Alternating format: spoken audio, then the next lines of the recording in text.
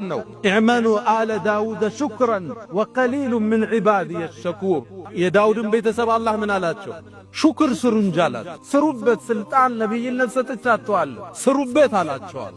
ጸጋ ከምናመሰግንበት ውስጥ አንዱ ለተፈጠረለት ነገር ማዋል፣ ያ ነው ምስጋና የሚባለው እንጂ እጅህን አጣጥፈህ አንተ ደሮና ክትፎውን በልተህ ምስኪን ሲመጣ በር ላይ መመለስ አይደለም። ዘካህን ቀንሰህ ማካፈል አይደለም። የተሰጠህን ነገር በአግባቡ ስታውለው አመሰገንክ ይባላል።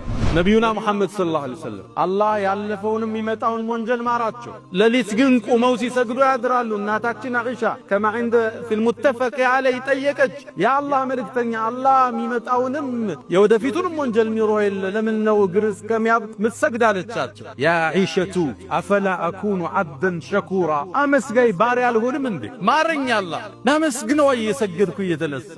ለተሰጠ ጸጋ በአግባቡ ስታውለው አመሰገንክ ይባል።